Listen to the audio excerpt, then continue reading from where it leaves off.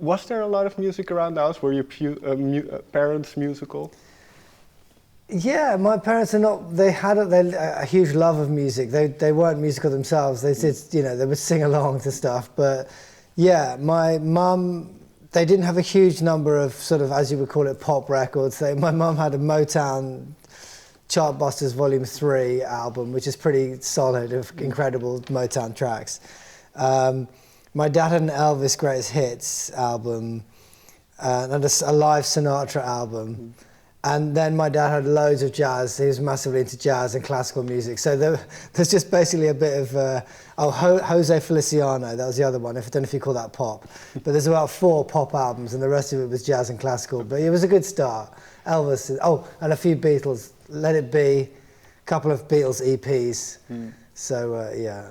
And I've read that you mentioned the Beatles and Led Zeppelin and people like Tom Waits as influences before, but you mentioned this Motown record. Yeah. So going down that direction, that soul direction, do you remember a couple songs from that record? Or? I know a lot of songs from that record. I mean, it's kind of weird. To me, it feels almost like they used to make these compilations back then.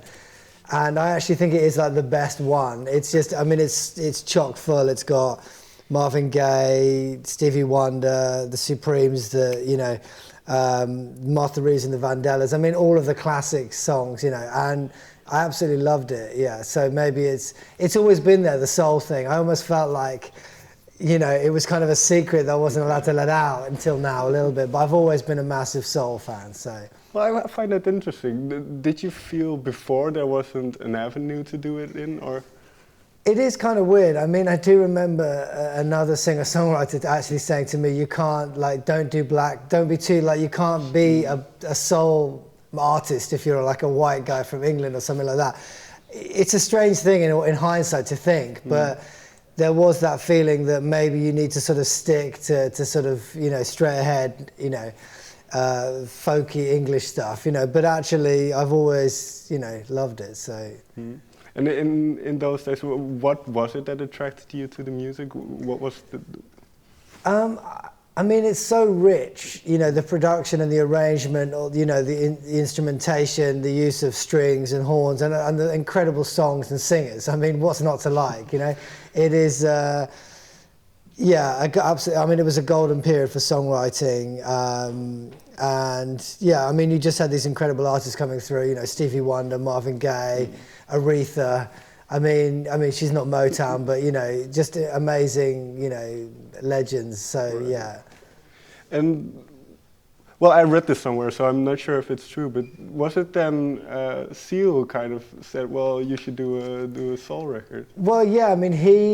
I did a tour with him way back on the first album, and I did sort of sing a few tunes to him, and he said, "Man, you should do this." Do you know what I mean? You could do this, and he was in a phase in his career where he thought that it was a good move to do that. So yeah, he suggested that it would be a good idea. I should have listened earlier, do you know what I mean? What took you until now to kind of pursue that idea? Yeah, I don't know. If you look at my albums, there are little sort of hints all the way. On my second album, Sweet Defeat, that track is pretty kind of soulful in a way, and even the sort of funkier side of what I do, like there's a song called Get What's Mine on the last album that's kind of a bit, it sort of alludes to some of the, it's got a horn section and everything. Right. So it was almost like a sort of sneaking things out, but I sort of felt like it came fairly naturally in a way. It just sort of felt like it was the right time to just embrace a slightly different sound, So yeah, I'd scratched the itch enough with the sort of finger-picky acoustic stuff, and I thought, okay, let's try and go this way.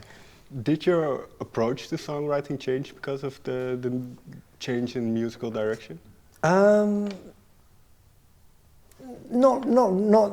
consciously. I think there are certain chords that lend themselves to certain emotions. So I sort of joke and say there's a lot of major sevens on this record. There's those kind of sort of sexy chords that are just a bit jazzier, that you tend to put into songs, and some of those Motown songs had those changes, you know. So, but in terms of what makes a good song, I think that's pretty universal, whether it's a folky tune or anything, yeah. So where did you start? Was it a song? Was it a certain sound that you were looking for? That's a really interesting question. What was the first song? It's kind of weird because you just build up these demos, you know, you just have this file on the computer that you just throw things at and just see what sticks. But it might have been Jonah's Whale, and that was kind of an early one. And maybe Keep On Walking, maybe those were the first two of the new album. And well, let's take the single, Jonah, as well. Do you remember what and you mentioned those demos, so what started that demo off, or what started that initial idea? Yeah, I mean, it was just it was a shuffle, you know, it's got that thing, and it was those changes, and just working with it incessantly, kind of until you're crazy, going, okay, and just sort of trying to let the music guide you towards where you're supposed to go. And it just had a joyfulness, even though it's in a minor key, it felt like it needed a joyful lyric. And yeah, so it just sort of, you try and let it lead you. And am I right in saying that you kind of made it a point to have joyful lyrics, or to have an optimistic record in a way? Well, I mean, I talked about the fact that, you know, it's crazy times, yeah, you know, I don't know if you've noticed, you know, but things are happening, various news stories and everything. And as an artist, there are two ways you can react to it. You can either be sort of slightly apocalyptic. I mean, I've got a song on the album called It's Just the End of the World, you know, and you can express an emotion like that. Or you can go the other way and go, okay, turn off the news. There are still relationships, there's still love, there's still great things, you know, the smell of fresh coffee, you know. So I also wrote songs on the album that just, you know, were just expressing, you know, simple pleasures, you know. So basically the album is a combination of, oh my God, and actually everything's okay, you know. So I kind of like that combination. But interestingly, and kind of in line with a lot of Motown, maybe soul tradition, is that even It's Just the End of the World, it is a very... It makes you feel good. Exactly. So yeah, it is just the end of the world, you know. No, but was there a point where even if you discuss these kind of topics and then all the craziness that's going on, that you can approach it from a happy point of view in a way? Yeah, I mean, there were a couple of things that come out of that question. I think one of the things that's interesting from a songwriting point of view is sometimes you can have a contradiction in a lyric where you can have a happy song with a sad lyric. But the other thing about the contradiction about the song It's Just the End of the World for me was that it isn't. Do you know what I mean? You know, in a way I was saying something about the fact that we have this way of catastrophizing our own, you know, whether it's Trump or whatever. We need to check the fact that, you know, we need to calm down, basically. You know, in a sense it is just the end of the world, you know, because we're sensitized to, you know, it's not the Second World War. Do you know what I mean? We're right now, check, touch wood, we're not being bombed, you know. So it really, things were worse before. But there is a sense, in terms of our world, in terms of you and me, the things that are happening feel like the biggest and most, okay, we had 9/11 or whatever, but there are certain things that are happening that feel, you know, pretty huge.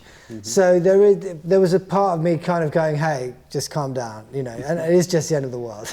So it's a bit ironic, but yeah.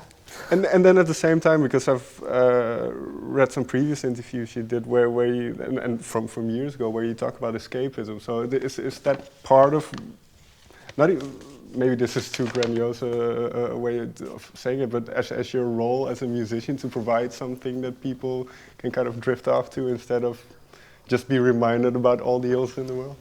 Yeah, yeah, I suppose that's, yeah, it's kind of both, isn't it? It's escapism, and it's also focusing, you know, focusing the reality. Yeah, I don't know, there's some really interesting contradictions. There's interesting things that happen with art where sadness makes you happy.